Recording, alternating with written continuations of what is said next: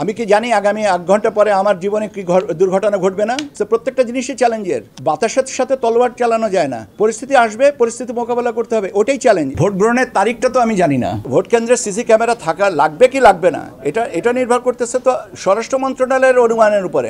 মোট কথা হচ্ছে যে মোটা দাগে যেটা বলা যেতে পারে যে এবার প্রবাসীরা বাংলাদেশে যে বিদেশে আছেন, অবস্থান করছেন, তারা ভোট দেওয়ার সুযোগ পাবেন।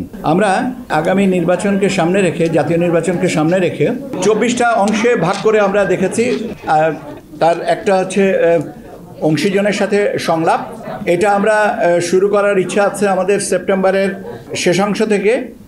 আমরা 1 থেকে 1.5 মাস সময় নিব। এটার সাথে সুশীল সমাজ, রাজনৈতিক দলের প্রতিনিধি, বিশ্ববিদ্যালয়ের শিক্ষক, নারী সমাজের প্রতিনিধি, ইলেকট্রনিক অ্যান্ড প্রিন্ট মিডিয়ার ব্যক্তিত্ব যারা আছেন ইত্যাদি যারা আছেন, তাদেরকে সবাইয়ের সাথে আমরা এই সংলাপ গ্রহণ করব এবং সংলাপের জন্য সময়সূচিগুলো আমরা পরবর্তীতে জানিয়ে দেব। আপনারা জানেন যে ভোটার তালিকা এই কাজটা আমরা অনেক দিন ধরেই করছি এবং আমরা আপনাদেরকে জানিয়েছি যে আমরা 3টা ভোটার তালিকা এবার প্রকাশিত হবে এবং একটা হয়ে গেছে 2রা মার্চ, এখন আরেকটা যেটা হচ্ছে সেটা হচ্ছে 31শে অগস্ট। আর এর পরবর্তীতে আমরা 31শে অক্টোবর পর্যন্ত যাদের বয়স 18 বছর হবে তাদেরকে নিয়ে একটা ভোটার তালিকা করব, যেটা আমরা কমপ্লিট করব by the end of November. এর সাথে আছে আপনার নির্বাচন আইন বিধি সংস্কার এবং এর সাথে নির্বাচন পরিচালনা বিধিমালা, নির্বাচন কর্মকর্তা বিশেষ আইন 1991 এবং নির্বাচন কমিশন সচিবালয় আইন 2009। এই 3টা এই মুহূর্তে আমাদের আইন মন্ত্রণালয়ে বিবেচনাধীন আছে। আর আমরা 2টো আইনের বিষয়, একটা বিধিমালা আর একটা আইনের খসড়া আমরা পাঠাবো, একটা আরপিও আর একটা হচ্ছে যে রাজনৈতিক দল ও প্রার্থীদের আচরণ বিধিমালা। এটা একটার সাথে আরেকটা পরস্পর অঙ্গাঙ্গিকভাবে জড়িত বিধায় এটা আমরা একসাথে পাঠাবো এবং আমরা আশা করছি আমরা আগামী সপ্তাহে এটাকে আইন মন্ত্রণালয়ে পাঠিয়ে দেবো, ভেটিং অ্যান্ড সাবসিকুয়েন্ট যে কাজগুলো আছে। নতুন রাজনৈতিক দলের নিবন্ধনের যে কার্যক্রম আপনারা জানেন যে আমরা মাঠ পর্যায়ে তথ্য যাচাইয়ের জন্য পাঠিয়েছি। কয়েকটা অলরেডি আমরা কিছু কিছু জায়গা থেকে পাচ্ছি এবং এটা চলমান থাকবে এবং আমরা আশা করছি যে এটা আমরা সেপ্টেম্বরের ভিতরে কমপ্লিট করতে পারবো। সেপ্টেম্বরের ভিতরে তথ্য পাওয়ার পরে আমরা বিজ্ঞপ্তি দিয়ে তারপরে এটার বাকি কাজগুলো কমপ্লিট করব। জাতীয় সংসদের নির্বাচনী এলাকার সীমানা নির্ধারণ সংক্রান্ত যে কাজগুলো গতকালকে পর্যন্ত আপনারা জানেন যে আমরা সীমানা নিয়ে যে শুনানি ছিল সেই শুনানিটা কমপ্লিট করেছি। এখন শুনানি অন্তে যে তথ্য পর্যালোচনার পর্যায়টা চলছে এবং আমরা আশা করছি যত তাড়াতাড়ি পারা যায় আমরা এটা করব, কেননা সীমানার সাথে আরও অনেকগুলো জিনিস জড়িত আছে। তবে আমাদের মোটামুটিভাবে ধারণা যে আগামী 15ই সেপ্টেম্বরের ভিতরে এইগুলোকে চূড়ান্ত করতে পারবো এবং আপনার জিআইএসএ ম্যাপ এই জাতীয় যে কাজগুলো আছে সেগুলো আমরা 30শে সেপ্টেম্বরের ভিতরে কমপ্লিট করব। পর্যবেক্ষক এবং সাংবাদিক নীতিমালা নিয়ে আপনারা অলরেডি জানেন যে আমরা এটা প্রকাশ করেছি এবং কার্ডের নমুনা ইত্যাদি ইত্যাদি যে কাজ বিষয়গুলো আছে এটা আমরা over the period of time এটা কমপ্লিট করব। এর সাথে আপনাদের সাথেও একটা আলোচনার বিষয় আছে, সেটাও আমরা এর মধ্যে করব। এই কাগজটা আমাদের যেটা আমি আপনাদেরকে একটা কপি দিয়ে যাব যাতে স্পষ্ট করে, কেন এটাতে অনেকগুলো ফ্যাক্টর তো একসাথে তো সব মুখস্থ করে বলাও মুশকিল এবং এটা ধারাবাহিকভাবে কাজে আমার মনে হয় যে আমি একটা না কয়েকটা কপি দেবো যাতে আপনাদের এই জন্য বুঝে নিতে বা আপনাদের পরবর্তীতে রিপোর্টিং করতে সুবিধা হয়। আমাদের একটা ম্যানুয়াল তৈরির একটা বিষয় থাকে, নির্বাচন সংশ্লিষ্ট ম্যানুয়াল তৈরির বিষয়, এবং এই ম্যানুয়ালের আবার আরেকটা বিষয় হচ্ছে যে সমস্ত জিনিস আইন বিধি সংশোধন করানো হবে সেগুলো এতে অন্তর্ভুক্ত হবে। তো যেহেতু আমাদের 30শে সেপ্টেম্বরের ভিতরে আমরা আশা করছি যে বিধিবিধানগুলোকে আমরা সংশোধন পারবো, এটা করার যত তাড়াতাড়ি সম্ভব এটাকে আমরা করতে পারবো এবং এটাকে দরকার পড়বে আমাদের মাঠ পর্যায়ের প্রশিক্ষণের সাথে। কাজে আমরা আনুষ্ঠানিকভাবে আমরা অনুমিত হচ্ছে যে 31শে অক্টোবরের ভিতরে আমরা এই পুরো কম্পাইলেশনটা করে আমরা অন্ততকে ম্যানুয়ালগুলো তৈরি করে নিতে পারি যাতে আমাদের কাজগুলো সুবিধা হয়। এর সাথে আমাদের আছে কিছু নির্দেশিকা, কিছু পরিচয়পত্র যেটা নির্বাচন কর্মকর্তাদের সাথে সম্পর্কিত এবং প্রশিক্ষণ যে সমস্ত আছে টিওটি, কাসকেডিং মডেলে, এই জিনিসগুলো আমরা 31শে অক্টোবর অক্টোবরের ভিতরে সম্পন্ন করব। ব্যালট বক্স যেগুলো আছে, আমাদের কিছু ব্যালট বক্স এবং তার ব্যবহারের উপযোগিতা কি পর্যায়ে আছে, এগুলো অলরেডি আমরা যাচাই বাছাইয়ের জন্য আমরা মাঠ পর্যায়ে অনুরোধ করেছি এবং আমরা আশা করছি যে 30শে নভেম্বরের ভিতরে আমরা এই জিনিসটাকে কমপ্লিট করে বুঝতে পারবো যে আমাদের স্টক সাফিসিয়েন্ট আছে কিনা। আমাদের প্রাথমিক ধারণা যে আমাদের যে ব্যালট বক্স যতগুলো লাগবে আমাদের কাছে সেগুলো মজুদ আছে। বাজেটের একটা বিষয় আছে, বাজেটটা এখনো আমরা কমপ্লিট করি নাই, কারণ বাজেটের একটা বড় অংশ আছে আপনার নিরাপত্তার সাথে সম্পর্কিত, নিরাপত্তা ব্যবস্থার সাথে যারা আমাদের সহযোগী হবেন, যেমন পুলিশ, আনসার এবং অন্যান্য যে প্রতিরক্ষা বাহিনীর যারা আছেন, তাদের বাজেটগুলো নিয়ে কম্পাইল করতে হবে। কাজে এটা আমি ঢালাওভাবে এইভাবে বলতে পারবো না যে এটা কিছু হচ্ছে, কত নাগাদ করা হচ্ছে। তবে স্বাভাবিকভাবে budget is a very important aspect, যত তাড়াতাড়ি সম্ভব আমরা সেটা করব। এখানে আমাদের একটা টাইম লাইন আছে, কিন্তু সেটা থেকে বড় কথা হচ্ছে যে এই টাইম লাইনের আগেই কাজগুলো গোছানোর চেষ্টাটা আমাদের আছে। ভোট কেন্দ্র স্থাপন সংক্রান্ত যে বিষয়গুলো আছে, আমরা ভোট কেন্দ্রের যে মোটামুটিভাবে আমাদের প্রাথমিকভাবে নীতিমালায় বলা ছিল যে প্রতি বুথে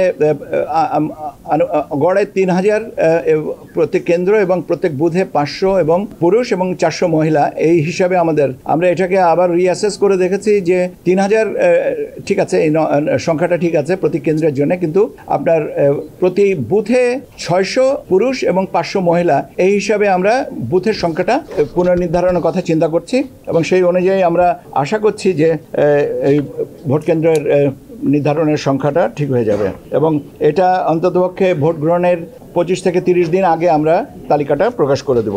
জনবল এবং প্রশাসনিক ব্যবস্থা, আপনারা জানেন যে আমরা বেশ কিছুদিন আগে, আমি জানি না আমাকে কে এক ভদ্রলোক জিজ্ঞেস করেছিলেন যে এই বদলি করা হচ্ছে এগুলো নির্বাচনের প্রস্তুতি হিসেবে কিনা। আমি বলেছিলাম যে সবটাই আমাদের নির্বাচনী প্রস্তুতির অংশ।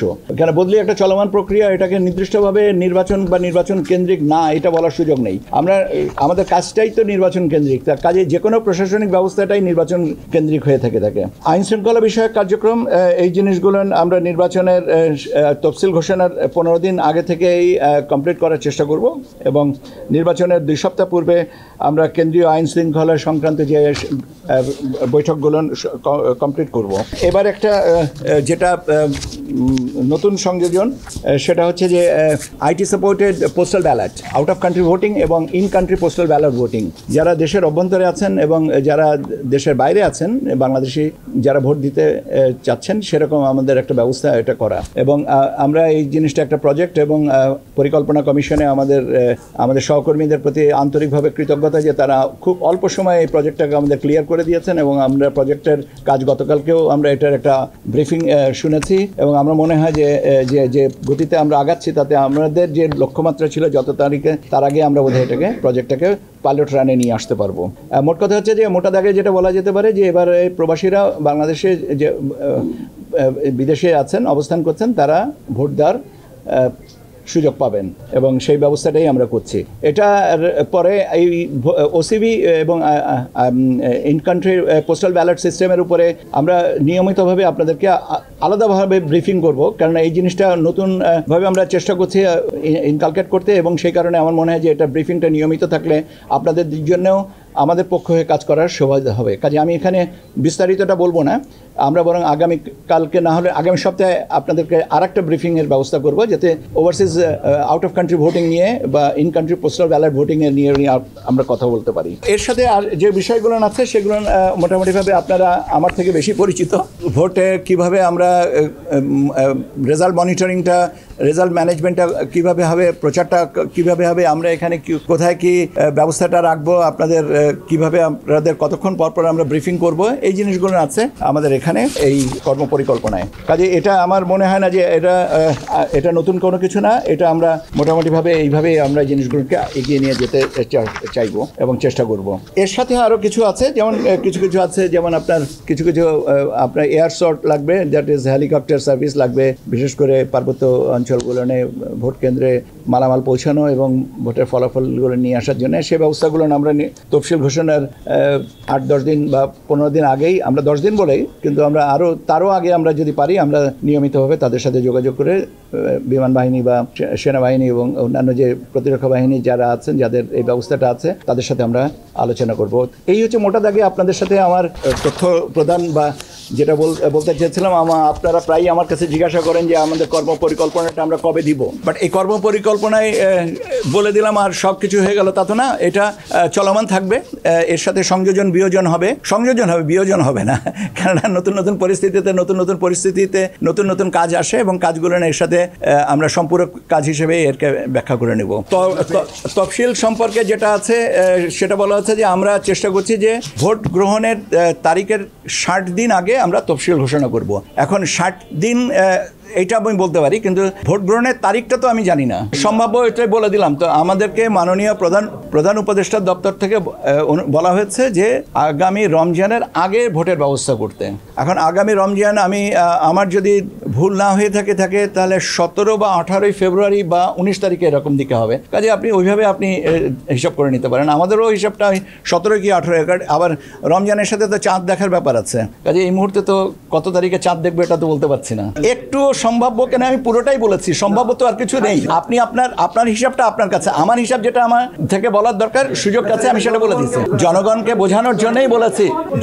আমি 60 দিন কবে হবে আপনি কি মনে করেছেন? আপনার প্রশ্নের কারণটা আমি বুঝিনি। আমি কি জানি আগামী 8 ঘন্টা পরে আমার জীবনে কি দুর্ঘটনা ঘটবে না? প্রত্যেকটা জিনিসই চ্যালেঞ্জের এবং প্রত্যেকটা জিনিসকে মোকাবেলা করার জন্য মানসিক প্রস্তুতি থাকতে হবে। এটাই হচ্ছে দৃঢ়তা এবং এটাই আমরা চাই। আপনাদের দিক থেকে ওই সহযোগিতাটাই চাই। আপনারা যদি অনুমান করেন যে আগামীতে এই সমস্যাটা আছে, আপনারা আমাদেরকে বলেন, আমরা সেই ব্যবস্থা নিব। কিন্তু আমি না জেনে বাতাসের সাথে তলোয়ার চালানো যায় না। পরিস্থিতি আসবে, পরিস্থিতি মোকাবেলা করতে হবে, ওটাই চ্যালেঞ্জ। এবং ওইটার জন্য মানসিকভাবে যে দৃঢ়তা থাকার দরকার, আল্লাহর মেহেরবানিতে আমাদের সবারই সেই দৃঢ়তা আছে, আপনাদেরও আছে, আমাদেরও আছে। আমাদের বিষয়টা হচ্ছে যে নির্বাচন সংক্রান্ত কার্যক্রমগুলো এগিয়ে নিয়ে যাওয়া। আপনি আমাকে নির্বাচন সম্পর্কিত যে কার্যক্রম বলেন, আইন শৃঙ্খলা পরিস্থিতির ব্যাপারে আপনি স্বরাষ্ট্র মন্ত্রণালয়ের স্বরাষ্ট্র সচিব বা ওনাদেরকে জিজ্ঞেস করেন। আমি ওইটার রেফারেন্সে এটাকে মানে কোরিলেট করা তো বোধহয় বুদ্ধিমানের কাজ হবে না। সিসি ক্যামেরার বিষয়টা বডি ক্যামেরার বিষয়টা স্বরাষ্ট্র মন্ত্রণালয়ের ব্যাপার। এটা আইন শৃঙ্খলা পরিস্থিতির সাথে, এটা আমাদের চাহিদা না, এটা স্বরাষ্ট্র মন্ত্রণালয়ের থেকে আলোচনা হচ্ছে এবং সেই আলোচনার যদি আমাদের অংশগ্রহণের বিষয় থেকে থাকে বা আমাদের অংশগ্রহণ কোথায় কতটুকু হতে হবে সেটা আলোচনার সাপেক্ষে। কিন্তু উদ্যোগী মন্ত্রণালয় তো স্বরাষ্ট্র মন্ত্রণালয়, নির্বাচন কমিশন তো না। ভোট কেন্দ্রে সিসি ক্যামেরা থাকা লাগবে কি লাগবে না এটা নির্ভর করতেছে তো স্বরাষ্ট্র মন্ত্রণালয়ের অনুমানের উপরে। আমরা তো চাইবো যে সুষ্ঠু শান্তিপূর্ণভাবে ভোট গ্রহণ হোক এবং ভোট মানুষ দিতে আসবেন স্বতঃস্ফূর্তভাবে আনন্দমুখের পরিস্থিতিতে। আমরা তার জন্য অংশীজন হিসেবে যে স্বরাষ্ট্র মন্ত্রণালয় মনে করে যেটা করতে হবে অবশ্যই তারা করবে এবং সেখানে আমাদের যা সহযোগিতা লাগবে আমরা করব। এটা হচ্ছে যে আমাদের কর্মপরিকল্পনা।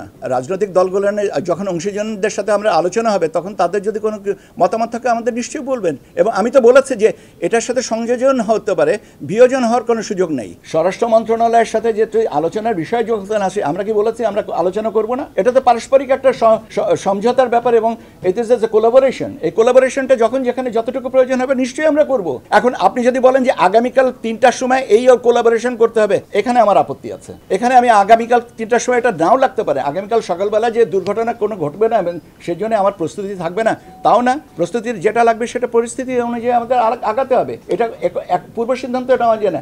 ভবিষ্যৎ দ্রষ্টা আমরা নই।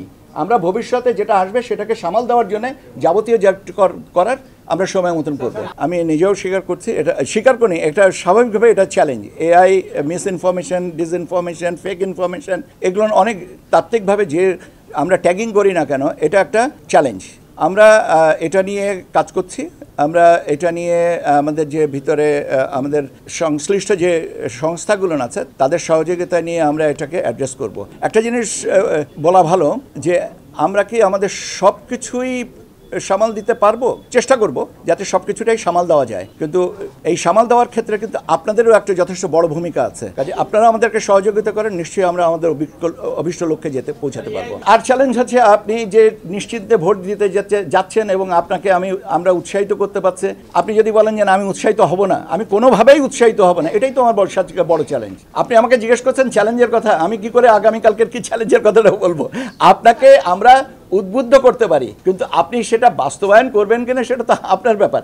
আমরা তো সবসময় বলছি যে আমরা এমন একটা উৎসবমুখর পরিস্থিতিতে আনতে চাই যেখানে মানুষ স্বতঃস্ফূর্তভাবে আসবেন। এখন এর জন্য আপনারাই আমাদেরকে বলেন যে আর কি করলে এটা ভালো হয় বা আর কি কি ব্যবস্থা নেওয়া যেতে পারে। অবশ্যই আপনাদের সাথে যখন আলোচনা করব তখন আপনারা এটা বলার সুযোগ পাবেন। আমার মনে হয় না যে এটা, কেন ইতিমধ্যে তো আপনারা জানেন যে নির্বাচন ব্যবস্থাপনা সংস্কার কমিশন তারা বিভিন্নভাবে করেছেন, ঐক্যমত্য কমিশনও আলোচনা করেছেন। কাজে আমার মনে হয় না যে অতটা, এটা আমার মনে হয় না কথা বলছি। এবং তার পরবর্তীতে যে বাস্তবতাটা তো স্বাভাবিকভাবেই পরবর্তীতে বোঝা যাবে। আমি আপনাকে যেটা বলেছি, আমি জাতীয় নির্বাচন সম্পর্কে বলেছি এবং আমাদেরকে মাননীয় প্রধান উপদেষ্টা মহোদয়ের দপ্তর থেকে যে চিঠিটা দেওয়া হয়েছে, যে অনুরোধ করা হয়েছে, সেটাতে জাতীয় নির্বাচনের কথা বলা হয়েছে।